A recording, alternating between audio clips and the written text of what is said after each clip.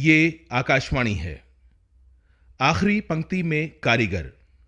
आज प्रस्तुत है श्री लक्ष्मेन चोपड़ा की मूल हिंदी कहानी का आई.ए. खान के द्वारा किया गया ये नाट्य रूपांतर। तो लीजिए सुनिए नाटक आखिरी पंक्ति में कारीगर।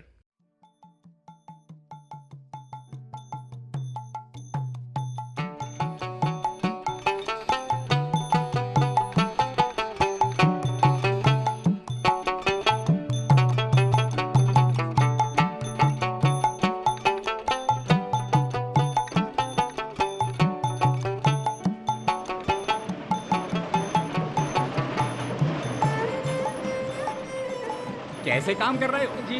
अखबार के दफ्तर में इतने धीमे काम नहीं होता। हर रोज छपना होता है अखबार। गलती हो गई जी। साहब जी, हैं? साहब जी, प्रभुलाल कोस्टा साहब कौन है? ये लेख भिजवाया है संपादक जी ने टाइप करने के लिए। अरे तो मैं क्या करूं? जाओ दे आओ। 2 दिन हुए हैं काम पे आए, मैं पहचानता नहीं हूँ उन्हें। कहाँ मिलेंगे वो?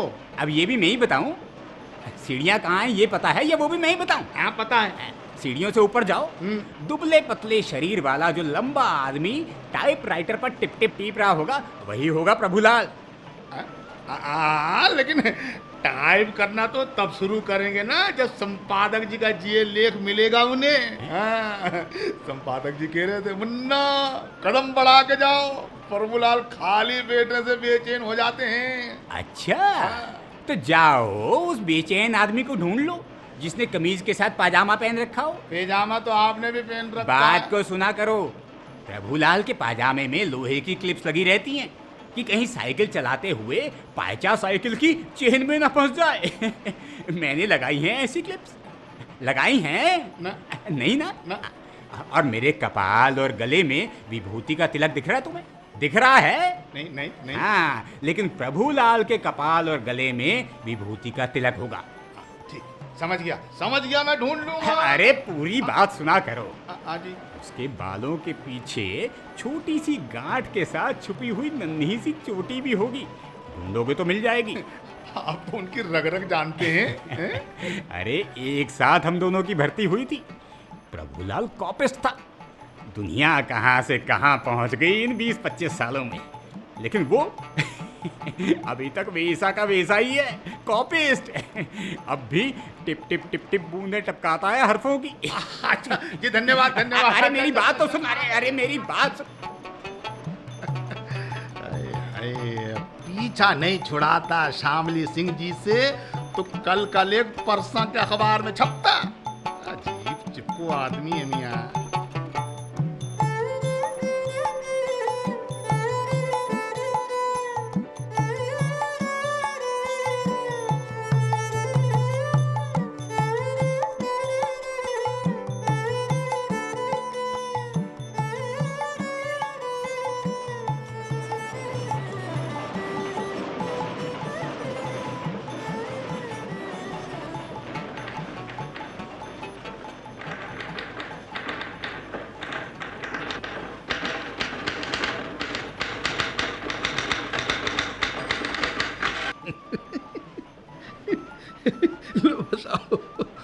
ये भी घूम रही है, यानी अपनी ही उंगलियों के चलने से शोर उठ रहा था है? कि बोर्ड पर हरफों पर पड़ती उंगलियों से जब टाइप के अक्षर ठोस रोलर से टकराते हैं तो ऐसा लगता है जैसे पानी की बड़ी बड़ी बूंदें गिर रही हैं सामने के टिन शेड की चद्दरों पर। अच्छा, तो इसलिए आप टाइप करते करते रुक जाते थे? हाँ, मैं उंगलियां रोक रोक कर सुन रहा था कि बिना किसी पूर्व संकेत के बारिश कैसे होने लगी है, लेकिन हाथ के रुकते ही एकाएक शोर थम जाता था बारिश का। साहब जी नमस्ते। नमस्ते।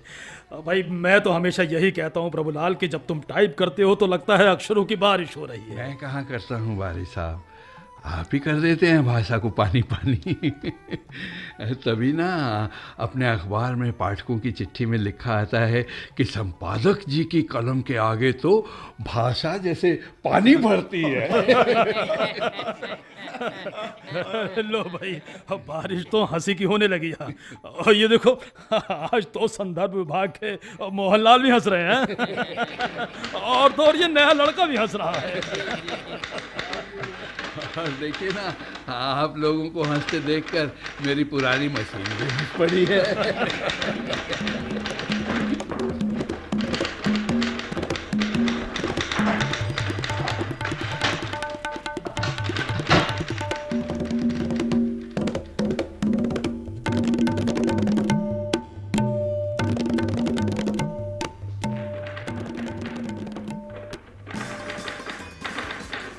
साहब जी चाय चाय पी लीजिए,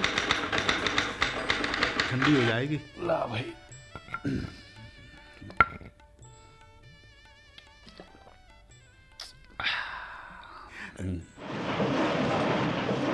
जी देखिए साहब जी, आपका टाइपराइटर रुका तो टेली प्रिंटर चल पड़ा।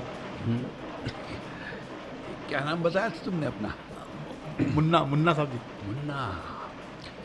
ये जब पहले टेली प्रिंटर आया था ना, जी तो यही मेरी मेज के पास लगाया गया था। जब मैं इधर टाइप करता था, टप टपा टप टप टपा टप टप, तो फौरन ही वो भी करता टप टपा टप टप टपा टप टप टपा टप टप। जैसे संगीत की जुगलबंदी में होता है, तक दिना दिन तक दिना दिन तक दिना दिन तक। शुरू में तो मुझे लगता था जैसे ये टेली प्रिंटर मुझे चिढ़ा रहा हो, जैसे कमबख्त मेरी टाइप करने की धज की नकल उतार रहा हो। और बाद में मुझे लगने लगा कि दूर दिल्ली में भी कोई एक प्रभुलाल है जो मेरी ही तरह किसी कोने में बैठा बिना पंखे के पसीने में चुहचुहाता हुआ किसी संपादक महोदय जी की दी गई कॉपी टाइप कर रहा है। जे देखिए साहब, जे देखिए, जे भी रुक गया चलते चलते। मालूम है, लेकिन तुम्हें मालूम है ये क्यों रुका होगा? हैं? दिल्ली वाले प्रभुलाल को भी शायद संपादक जी की घसीट लिपि में लिखे हरफों और हिज्जों को पढ़ने में दिक्कत पेश आ रही होगी। सो रुक गया। जहाँ फिर संपादक जी के पास सही लिखावट पूछने गया होगा। हाँ, हो सकता है। इधर ये देख इसे। कोई बता सकता है क्या लिखा है? पढ़ इसे। अजीब चील बिलोटे बनाएंगे हैं? पर आप तो कभी नहीं जाते जे पूछने की क्या लिखा है। अरे मैं इसकी जगह वो लिख देता हूँ जो उन्हें लिखना चाहिए।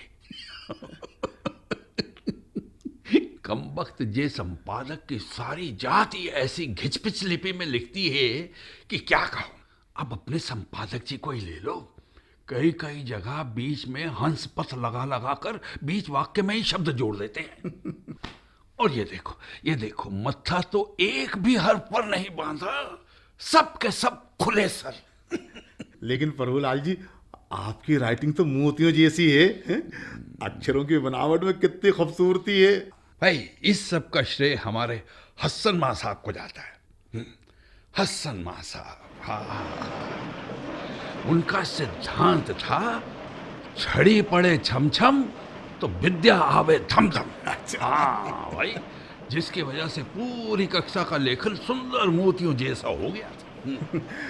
वैसे साहब जी, आप अकेले ही हैं इस प्रेस में जो संपादक जी की अबूझ लिपि का लिखा पढ़ लेते हैं और सही सपाट टाइप भी कर देते हैं कंपोजिंग के लिए। मालूम है मुन्ना क्यों? जब मैं पहले कॉपिस्ट की हैसियत से भर्ती हुआ था तो संपादक जी अपने नोट्स देख कर बोलते जाते थे और मैं साफ लिखता जाता था। मेरी तैयार की गई प्रेस कॉपी को लेकर कंपोजिटों में झुमाझटकी होती थी। हर कोई कहता, इसे मैं कंपोज करूंगा, इसे मैं कंपोज करूंगा, इसे मैं करूंगा। हिंदी का कोई खान स्वर या हलन तक की गलती नहीं निकाल सकता था मेरे डिक्टेशन में। हाँ। और आज नई भर्ती वाले उप संपादकों से तो हिज्जे तक नहीं बनते। तो आपसे पहले कौन टाइप करता था साहब जी? कोई नहीं। जे लोहे के अक्षर कूटने की मशीन तो तब आई जब सर्कुलेशन बढ़ा और विज्ञापन मिलने लगे। हाँ, और जब ये मशीन आई तो सबको लगा कि प्रभुलाल की नौकरी तो खलास। संपादक जी ने भी कहा, भाई प्रभुलाल, अब टाइपराइटर आ गया है और अखबार मालिक तुम्हें टाइपिंग सीखने का ना तो समय देंगे ना खर्च। हाँ, तुम अब क्या करोगे? मैंने हंसते हुए कहा, तो क्या हुआ साहब जी, उंगलियों का काम तो फिर भी जरूरी होगा ना। हाँ बिल्कुल। अच्छा साहब जी, फिर आपने टाइपिंग सीखी कैसे? पिताजी के आशीर्वाद से। सो मैंने उंगलियों में हरकत पैदा कर ली और टक टक टक टक टक टक साफ साफ टाइप करने लगा। संपादक जी बोले, ये कौन जादू सीख कर आए हो भाई प्रभुलाल कि मशीन को महाराज बना लिया है? मैंने कहा, साहब जी आप ही का आशीर्वाद है। पर मुन्ना, असल में आशीर्वाद तो मेरे स्वर्गीय पिताजी का था, जो मुझे हर मंगलवार राम मंदिर भजन मंडली में ले जाते थे, जहां मैंने पंडित खुशीराम से हारमोनियम बजाना सीखा था। अच्छा। हाँ, वो रामलीला वाली पांव पेटी थी जो दोनों हाथों से बजानी पड़ती थी। हाँ। समझ रहे हो ना? हाँ जी, हाँ जी, हाँ जी। पिताजी चौपाई गाते और मैं पैरों से थपन चला के दोनों हाथों से सुर साधता। यानी उसी सुर अभ्यास ने टाइपिंग मशीन में अक्षर साधने का सलीका पैदा कर दिया है। हैं? अब बस बस बस भाई, बहुत बातें हो गई। अब संपादकीय रह गया है थोड़ा सा, फिर थर्ड एडिट भी है। चलो चलो, अच्छा ये कप भी ले जाओ और जाओ अपना काम करो। मुझे काम करना दो, मुझे काम करना दो, बहुत काम है मेरे पास।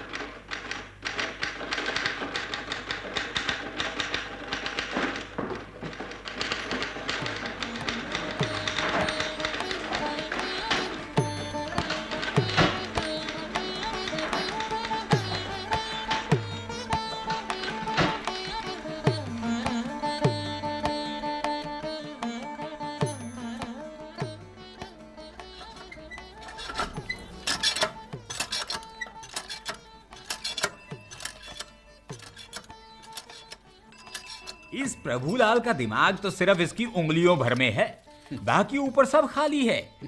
जब संपादक जी ऊपर भर देते हैं तो इसकी उंगलियों से टपकने लगता है, टप टपा टप टप टप। दिमाग नहीं है तो इस साइकिल के हैंडल में हुक लगाकर टिफिन लटकाने की तरकीब क्या श्यामली सिंह तुमने ढूंढी है? और ये साइकिल के फ्रेम के बीच में पतरा ठोक कर ये तिकोनी पेटी कैसी अच्छी फिट की है प्रभुलाल ने। भैया क्या रखते हो इसमें? अरे पाने पेचकस के अलावा और काम का सामान भी आ जाता है इसमें। और ये मड गार्ड पर कम्मू पेंटर से क्या अच्छा लिखवाया है? जगह मिलने पर ही साइड दी जाएगी। वैसे प्रभुलाल, तुमसे साइड मांगता कौन है? गांव की पगडंडी पर रोज सुबह 10 किलोमीटर चलकर आता हूँ इसी साइकिल से। अच्छा। साइकिल में इन्होंने देसी बुद्धि के चमत्कार से ऐसे मूलभूत परिवर्तन किए हैं जो साइकिल कंपनी कभी नहीं सोच सकती थी भैया। संपादक जी ने इसी साइकिल को ध्यान में रखकर एक थर्ड एडिट लिखा था। अच्छा। जिसमें प्रकारांतर से उन्होंने तरल हास्य में लिखा था कि भारतीय मेधा की यह स्वभावजन्य विशेषता है कि जे वस्तुओं के अनुकूल खुद को कम ढालती है, बल्कि वस्तुओं को ही अपने अनुकूल कर लेती है। जे इंजीनियरिंग नहीं, कारीगर बुद्धि की देन है, कारीगर बुद्धि की। वैसे प्रभुलाल, रोज 20 मील इस खड़खड़िया साइकिल को चलाओगे तो हर्निया हो जाएगा। मेरी बात मानो तो अब तुम एक मोपेड ले डालो। अरे ये तो हमारा लूना रॉकेट है, लूना रॉकेट। अच्छा।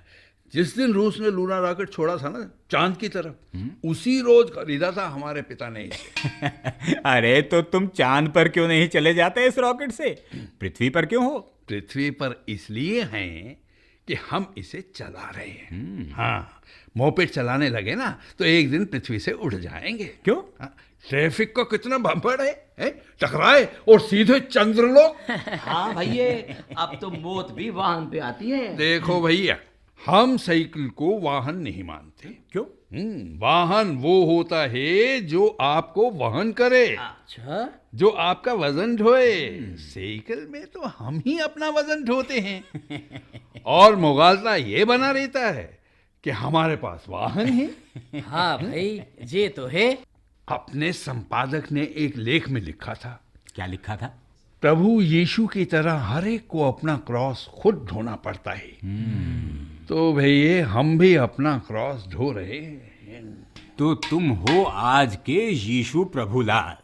भैया, अब कौन होता है यीशु? आज किसी को अगर क्रॉस ढोना पड़े तो वो कुली कर ले। हाँ भाई, हम तो पुराने युग के कारीगर हैं, इंजीनियर थोड़े ही हैं। और अब तो इंजीनियरिंग भी टेबल कुर्सी पे बैठ के होती है। बिल्कुल सही कहा। चलो भैया, शाम ढलाई अपना अपना काम निपटाते हैं। चलो भैया चलो भाई।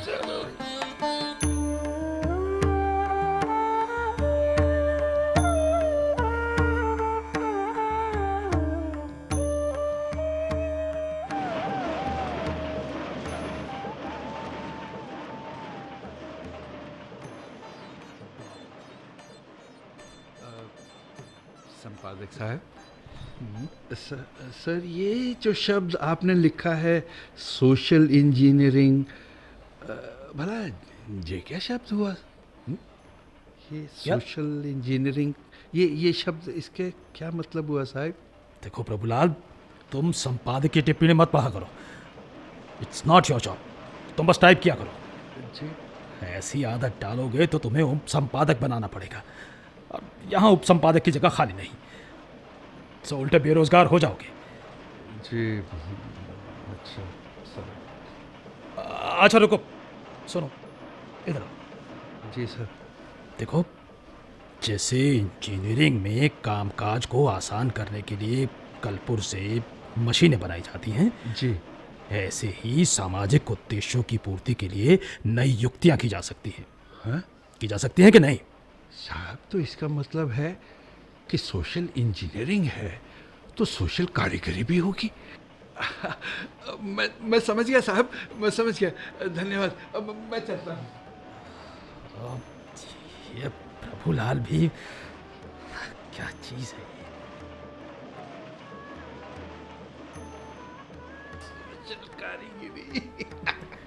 साहब जी, क्या बताया संपादक जी ने, क्या होती है सोशल इंजीनियरिंग? बस यूँ समझ लो कि संपादक जी जो करते हैं ना, वो तो है एडिटोरियल इंजीनियरिंग, और मैं जो करता हूँ वो है एडिटोरियल कारीगरी। कारीगर नहीं, नहीं नहीं, समझा नहीं मैं साहब जी। अब संपादक की ये तो संपादक जी लिखते हैं। हाँ, पर कारीगरी तो मेरी होती है ना। मैं समझाता हूँ, इधर इधर। हाँ साहब जी। एक मसलन संपादक जी ने तो लिखा निम्न वर्ग, हाँ मैंने कर दिया मूक निम्न वर्ग। अच्छा। एक जगह उन्होंने लिखा जे राजनीति का परिणाम ही है, मैंने एक शब्द जोड़कर कर दिया जे गलत राजनीति का परिणाम ही है।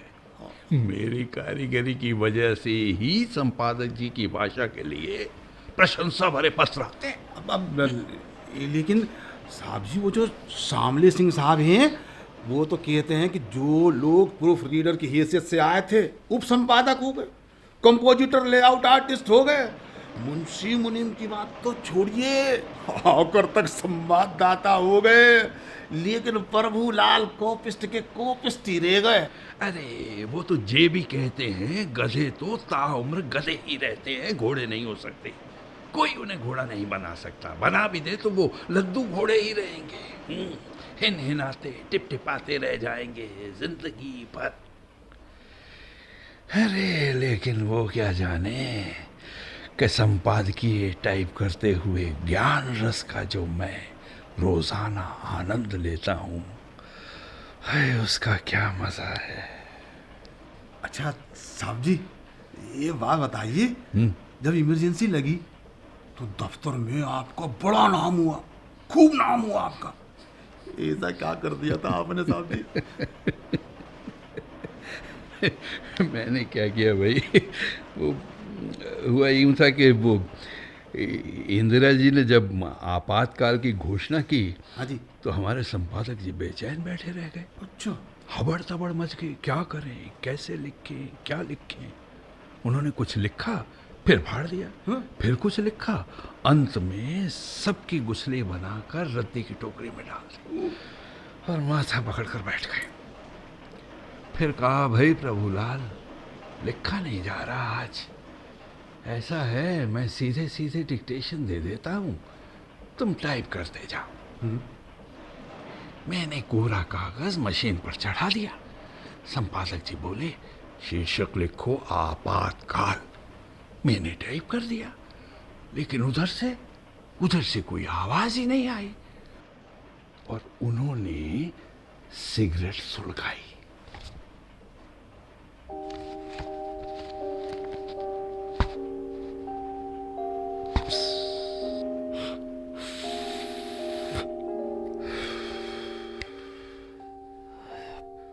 प्रभुलाल, यार क्या क्या लिखें, समझ में नहीं आ रहा कुछ भी। साहब, एक कारीगरी कर दे अपन। कारीगरी? हाँ, कैसी कारीगरी? आपने जो टाइप कराया ना, आपातकाल, बस मशीन से उतार कर यही कागज दे देते हैं कंपोजिंग को, बाकी पूरी जगह खाली।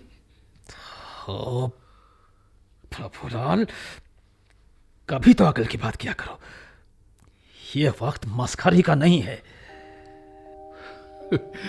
मैं अपमानित सा उन्हें टुकुर टुकुर देखता रह गया। अच्छा साहब जी। सोचा कि क्षमा मांग लेता हूं, फिर? तभी ना जाने एकाएक क्या हुआ, संपादक जी ने पीछे मेरी पीठ पर जोर से एक धोल जमा दिया। प्रभुलाल, वाह, बहुत खूब, बहुत खूब, बहुत बढ़िया है तुम्हारी कारीगरी। इस पन्ने को मशीन से निकालो और दे आओ कंपोजिंग में, और कह दो लेआउट वालों को जी। संपादकीय टीप की जगह बिल्कुल खाली रहेगी। जी जी। अच्छा, फिर क्या हुआ साहब जी? दूसरे दिन का अखबार खबरों से ठसाठस भरा हुआ था। अच्छा। बस संपादकीय की जगह खाली थी। दिन भर संपादक जी के फोन की घंटी घनघनाती रही। वाह जनाब, क्या कहने, कुछ न कहकर भी आपने तो सब कुछ कह दिया। वाह वाह वाह वाह, ऐसा उदाहरण तो पत्रकारिता के इतिहास की अनूठी घटना है।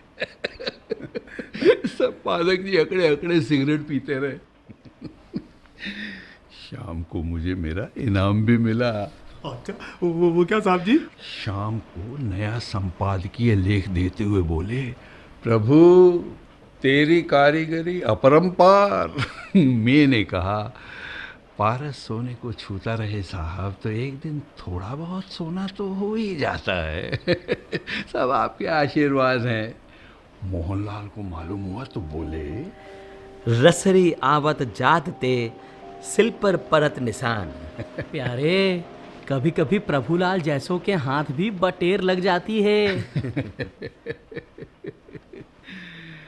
सो मुन्ना, मैंने हमेशा मौन को अपना अभीष्ट बनाए रखा। अच्छा साहब। मुझे तो बस इस बात से तसल्ली मिल जाती है मुन्ना कि सुबह सुबह जिस संपादकीय को सारा प्रदेश पढ़ता है, उसका पहला पाठक मैं होता हूँ।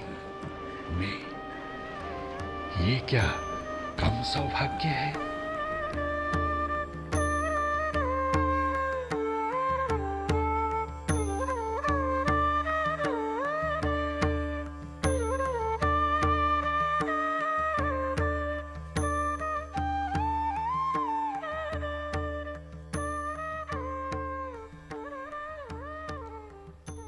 साहब, आपने बुलाया साहब? हाँ हाँ प्रभुलाल, आओ, बैठो बैठो यहाँ। जी।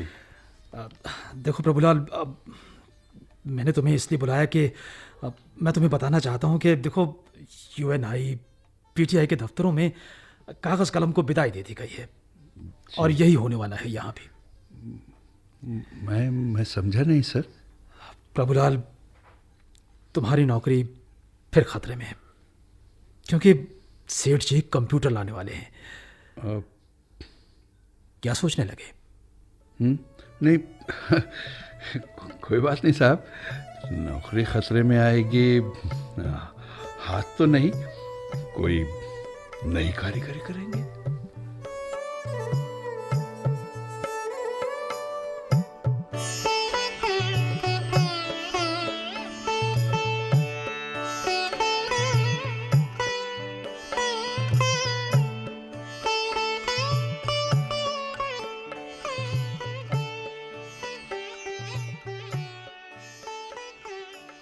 यार जगत, जब से जो कंप्यूटर आया है ना, हाँ भाई। प्रभुलाल ने उसे भी सदा लिया है। हाँ। और पंजे में माउस को दबा लिया है। भाई कमाल है तुम्हारी कारीगरी प्रभुलाल जी, हैं? अरे इसमें क्या कारीगरी, माउस माने मूषक, और माउस की सवारी कब्जे में करके गणपति बप्पा ने पृथ्वी की परिक्रमा जीत ली थी। हाँ वो तो है। सो हम भी मूषक पर सवार हैं। अरे वाह, लेकिन यार तुमने सीखा कहाँ से? अरे ये तो अरे भैया, प्रभुलाल की तरह लॉटरी लग गई। कहाँ तो खटखटिया फैन के नीचे पसीना पोंछते टिप टिपाते थे, और कहाँ जे अब वातानुकूलित कमरे में फेदर टच देते ऐश कर रहे हैं। अरे 12 साल में तो घूरे के दिन भी फिर जाते हैं। फिर ये तो संपादक के टाइपिस्ट हैं। ये क्या कॉन्फ्रेंस लगा रखी है? जी कुछ नहीं सर। चलिए चलिए सब अपनी जगह पर। क्या हुआ प्रभुलाल, क्या फिर कुछ गड़बड़ कर रहा है ये कंप्यूटर? सर, हमारा कंप्यूटर तो बनिए की बहू जैसा है। कहते हैं ना कि बनिए की बहू को दिए की लौ से भी लू लग जाती है। सो यही हाल इसका भी है। ठीक कहते हो प्रभुलाल, टेक्नोलॉजी जितनी हाई होगी उतनी उसकी डेलिकेसी बढ़ जाती है। लेकिन साहब, अपन को तो डेलिकेसी नहीं, ड्यूरेबिलिटी चाहिए ना, जन्म जन्म का साथ हो निभाने को। अरे साहब, आप ही तो लिखे थे एक बार कि देर तक और दूर तक चलने वाले उपकरण और विचार ही हिंदुस्तानी फितरत को रास आते हैं। अच्छा, पर याद नहीं आ रहा मैंने ये कब लिखा था।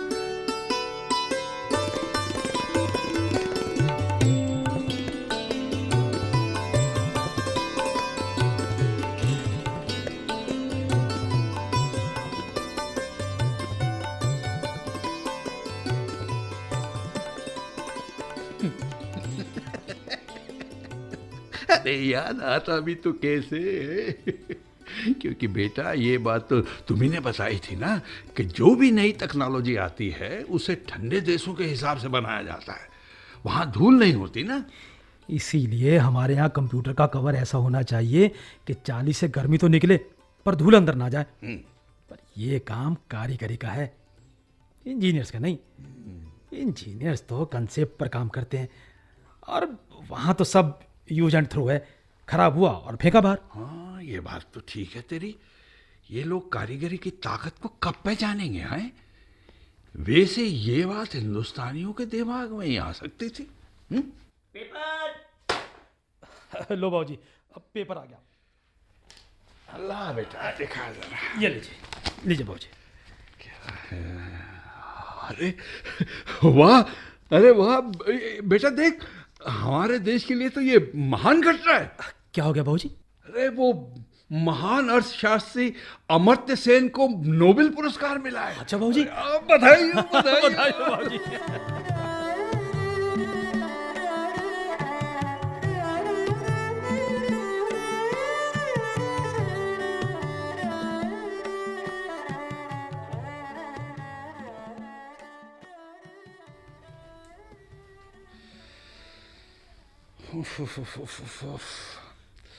क्या हो गया साहब जी?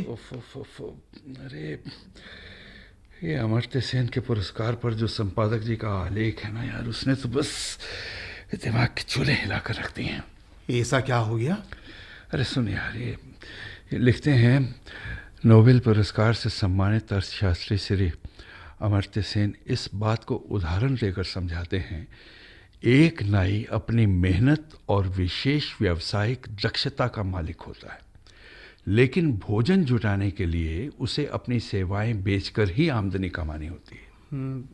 समझ रहा है ना?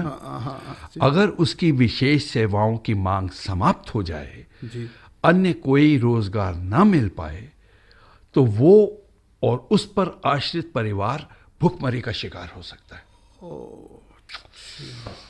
ओफो, चलो यार, टाइप तो कर ही डालूं इसको।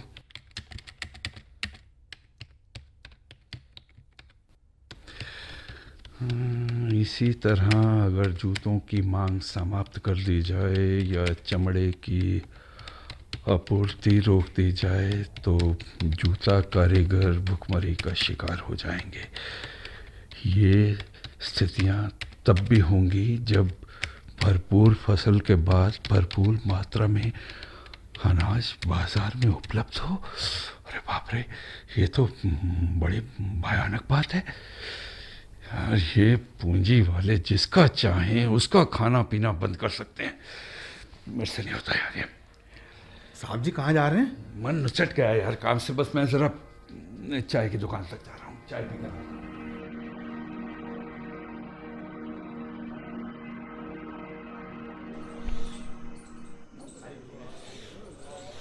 क्या लेंगे हुजूर?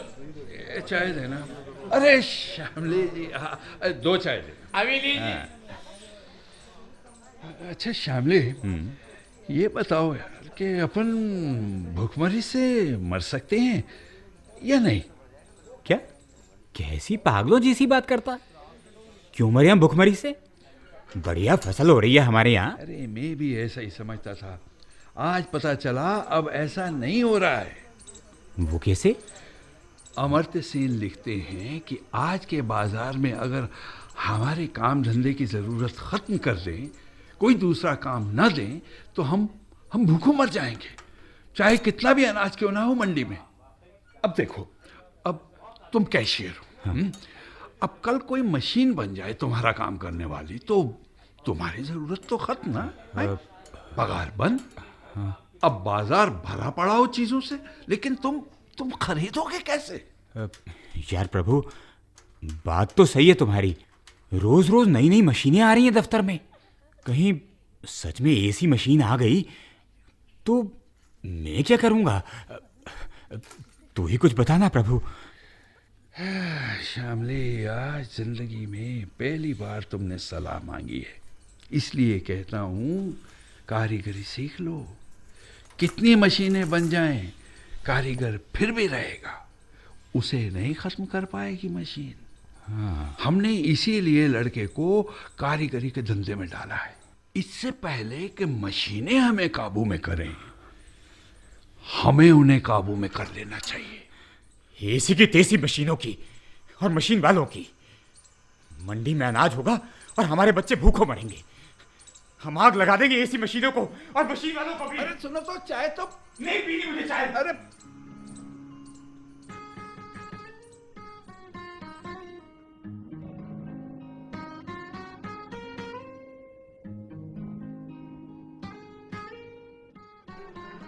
बाबूजी, बात तो सही है अमर्त्य सेन की। अब अपने जैसे मजदूर लोग जो काम जानते हैं, उसकी ज़रूरत के मुताबिक ही दाम मिलते हैं और उन दामों से हम अनाज खरीदते हैं। मैं रेडियो टेलीविज़न सुधारना सीख रहा हूँ।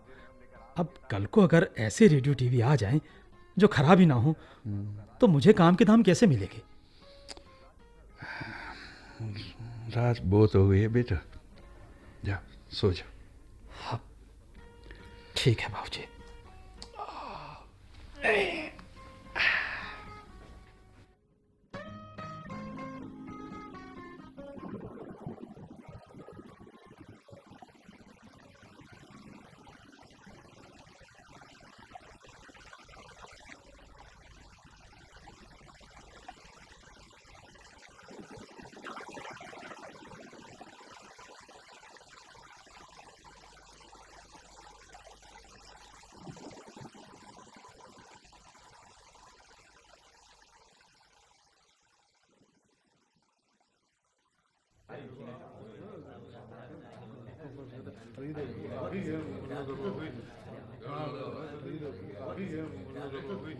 क्या हो गया मुन्ना? साहब जी देखो, पीछे कहीं बिजली गिरी थी जिससे दफ्तर का सब कुछ ठप हो गया है? हाँ। अरे ऐसा कैसे हो सकता है? साहब जी देखो, ये computer, TV, phone, teleprinter, fax, ये सब एसी बेसी सब जल गए शायद। अरे कंप्यूटर में प्रभुलाल, आज की चाय मेरी तरफ से। मशीनें बनाएंगे, हमारा धंधा चौपट करेंगे। अब बनाएं ऐसी मशीन जिससे आसमान में बिजली ना कड़के, हैं? पगला गया है।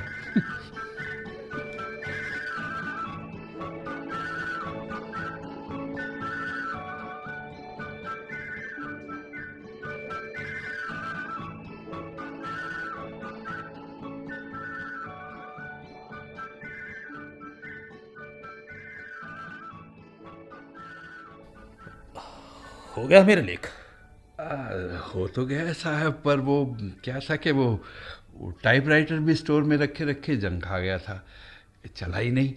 इसीलिए बहुत दिनों बाद हाथ की लिखाई से लेख पूरा किया है। अच्छा जरा पढ़कर सुना दो मुझे। जी, एक सामान्य श्रमिक के भोजन के स्रोत उसके श्रम की बिक्री और सामाजिक सुरक्षा की लाभकारी व्यवस्था पर निर्भर करते हैं। खुले बाजार की अर्थव्यवस्था में अगर पर्याप्त सामाजिक सुरक्षा व्यवस्था नहीं हो तो बेरोजगारी उन्हें भूखों मरने पर विवश कर सकती है। इस कारण भोजन के दामों और श्रम के दामों में तालमेल बनाए रखना जरूरी है ताकि समाज में भूखमरी की स्थिति पैदा ना हो। सभी को इस बात पर विचार करना चाहिए कि समाज में उपलब्ध साधनों के सहारे जीवित रहने के मनुष्य के अधिकार क्या हैं और वे किनके द्वारा संचालित होते हैं। इन्हीं वजहों से कारीगरों के लिए ज़रूरी है कि वे अपनी कारीगरी को बचा कर रखने के उपाय ढूंढते रहें। ये आखिरी पंक्ति कहाँ से जोड़ दी? मैंने तो लिखी नहीं थी। भाई साहब, हमें कुछ अधूरा अधूरा लगा सो हमने जोड़ दी आखिरी पंक्ति। अच्छा, किसकी तरफ से जोड़ दी आखिरी पंक्ति? जोड़ी तो अपनी समझ से है, पर है कारीगरों की तरफ से ये आखिरी पंक्ति। प्रभुलाल, ये समझने का काम हम पर छोड़ दो। लाओ, मैं काट देता हूँ इसे। सर ये सर आपका ये कोडलेस फोन ठीक नहीं हो सकता। सुनील, भाई मैं ये मानता हूँ कि ऐसा कोई काम नहीं जो सुनील ना कर सके। सर, बाजार में सबको दिखा दिया। ऑथोराइज्ड वर्कशॉप वाले बोलते हैं ये तो आसमानी बिजली से जला है, इसे कोई ठीक नहीं कर सकता। लेकिन भाई कोई तो रास्ता होगा। सर, इंजीनियर्स बोलते हैं इसका माइक्रो प्रोसेसर जल गया है, वही तो दिमाग है इसका, वहीं से सारी कमांड्स मिलती थी। इतनी महंगी चीज़ है भाई, उनसे कहो जो पुर्जा जल गया है उसे बदलकर दूसरा लगा दें। मगर वो कहते हैं माइक्रो चिप्स का ज़माना है, कोई वाल्व ट्रांजिस्टर तो है नहीं जो बदले जा सके। तो अब फिर क्या होगा इसका? सर, वो एजेंसी वाले बोलते हैं ये सब विदेशी चीज़ें हैं, इनके फुटकर पुर्जे नहीं भेजते कंपनी वाले। अब तो ये डिब्बा हो गया, दूसरा ही लेना पड़ेगा। क्या मुसीबत है ये भी। साहब, ये एक रात के लिए हमें दे दें आप, हम कोशिश करते हैं इसे सुधरवाने की। कोशिश? लेकिन कैसे? वो हमारा लड़का कारीगर है, रेडियो टीवी बनाता है, उसे दिखावेंगे। जो चीज़ें कंपनी के एक्सपर्ट ठीक नहीं कर पाए वो। सुनील, ले जाने दो उन्हें। जी।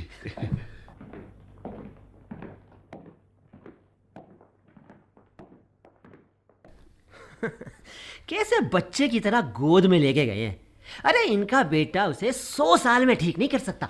सुनील, अब तुम जाओ, काम करो अपना। ठीक है।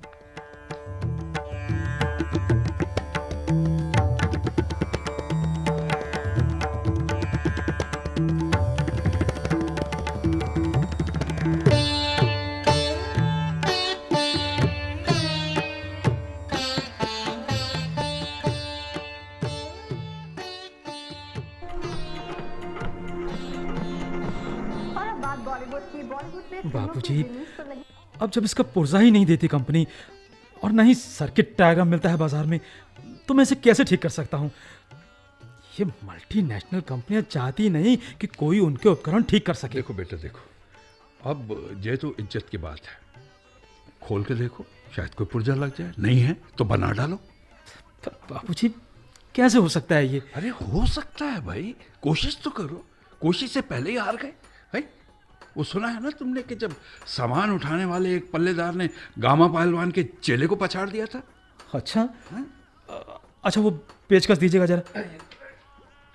लो दीजिए। बाबूजी, कब की बात है ये? अरे बहुत पुरानी बात है, अपने शहर की है। हुआ यूं कि एक बार मशहूर गामा पहलवान अपने शहर में आए, साथ में उनके मशहूर चेले भी थे। पूरा शहर उमड़ पड़ा देखने को, एक से एक दाव पेच दिखाए उनके चेलों ने। सब मजे में कुश्ती देख रहे थे, तभी गामा पहलवान ने चैलेंज फेंक दिया कि है कोई माई का लाल इस शहर में जो हमारे किसी भी चेले से लड़ ले? बोलो, खुला चैलेंज है। अगर कोई भी हमारा चेला हार जाएगा तो हम उसे अपनी हार मान लेंगे। देखिए कैसे चला है अंदर से। अब कौन भिड़े गामा पहलवान के चेलों से। चेले और जोश में आ गए, कहने लगे किसी ने माँ का दूध पिया है तो उतर आए अखाड़े में। क्वार्टर कॉइल कोयला है। शहर की अनाज मंडी में थे एक काबरा सेठ, उन्हें आ गया ताव। उनके पास था एक पल्लेदार पट्टा। पल्लेदार समझते हो? हाँ, जो मंडी में अनाज के बोरे उठा उठा कर इधर से उधर उतारने लादने का काम करते हाँ, हैं। वही। तो सेठ ने कही अपने पल्लेदार से, यार ये तो इज्जत की बात हो गई पूरे शहर के लिए। हम इतने सालों से तुम्हें पाल पोस रहे हैं, अखाड़े में कसरत करवा रहे हैं इतने दिनों से, आज वक्त आ गया। पल्लेदार पट्टा भी जोश में आ गया, उतर गया लंगोट बांध के। अब ये इतनी छोटी कॉइल कहाँ से मिलेगी? तो भैया भिड़ गया वो रुस्त में जमा गामा पहलवान के पट्टे से। ऐसे लग रहा था जैसे हाथी से घोड़ा लड़ रहा हो। ऐसे करके तभी देखता हूँ इसे मैं। जाने क्या हुआ, पल्लेदार पट्टे ने लंगी लगाई देसी दाव की और चेला जी चित चेला जी। सारा शहर खड़ा हो गया मुंह खोले। सेठ जी मारे खुशी के रो पड़े, अरे भैया तूने रख ली शहर की इज्जत। फिर गया था जुलूस निकला, पट्टे को कंधे पे उठाया, सारे शहर में घुमाया। अरे क्या बताऊं तुम्हें उस वक्त का माहौल है। इसका कुछ नहीं हो सकता बाबूजी, चल कुछ नहीं हो सकता इसका। छोड़ दे इसे, हैं? खाना खा ले, फिर देख लेना इसे, लेकिन हिम्मत मत हारना, हैं? ठीक है बाबूजी।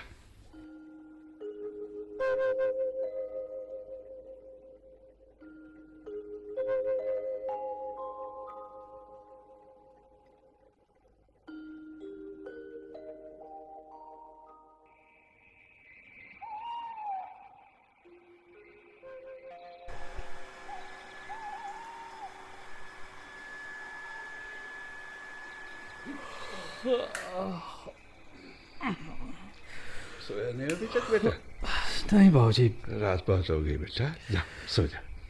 बाबूजी मेरे पास जितने सर्किट डायग्राम थे सब ट्राई कर लिए, सारी चीज़ें लगा के देख ली, कुछ नहीं चलता। आप सो जाइए बाबूजी, सुबह देख लूँगा मैं क्या होता है इसका। ठीक है बेटा।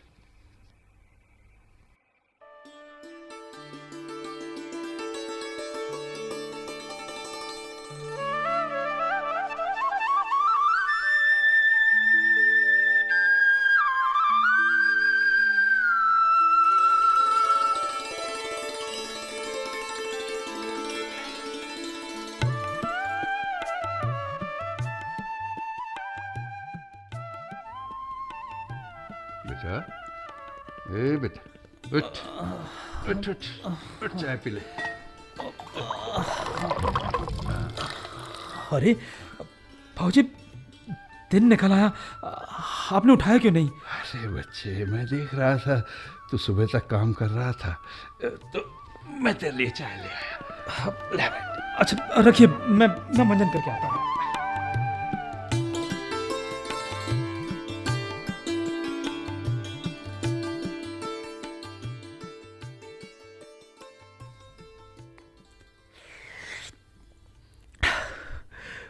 बाबूजी आपके पल्लेदार ने रुस्तमे जमा कामा के चेले को चित्त कर दिया। क्या? तो तूने वो फोन ठीक कर दिया? हाँ बाबूजी। अरे बेटा, मेरे गले लग जा बच्चे। तूने हम सबकी इज्जत रख ली बेटा, सबकी इज्जत रख ली। बाबूजी देसी बाजार में इतना छोटा कॉइल मिलता नहीं है, तांबे के बारीक तारों से मैंने खुद ही बना डाला ये कॉइल। बदल के देखा तो जान आ गई मुर्दे में। ये देखिए। ला दे बेटा, मुझे दे। लीजिए अब मैं इसे दफ्तर में यूं उठाकर ले जाऊंगा जैसे जीता पहलवान चांदी की शील्ड उठाकर ले जाता है। सबको बताऊंगा मेरे बेटे ने देखो क्या किया। शाबाश बेटा शाबाश।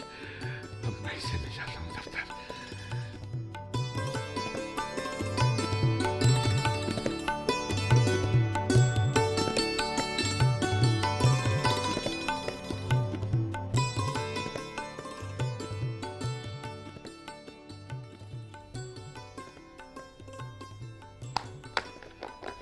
साहब, ये आपका फोन, जांच कीजिए। अरे वाह।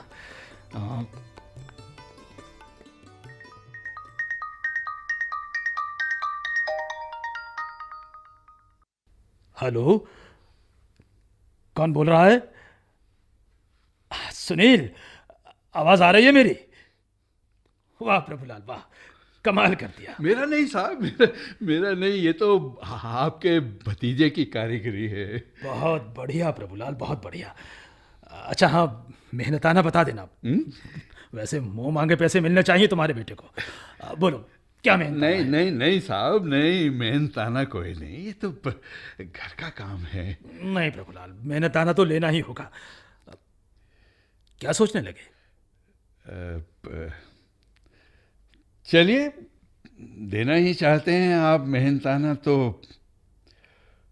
वो कारीगरी वाली लाइन दे दीजिए। याद है ना वो लाइन आपको, जो तुमने लिखी थी? जी। कहाँ गया वो लेख? ये रहा। यानी ये लाइन कि कारीगरों के लिए जरूरी है कि वो अपनी कारीगरी को बचाए रखने के उपाय ढूंढते रहें, जो मैंने काट दी थी। जी जी साहब, तो ये लाइन जोड़ दीजिए, क्योंकि यही मेहनताना है। ठीक है, ये लो। शुक्रिया साहब, शुक्रिया।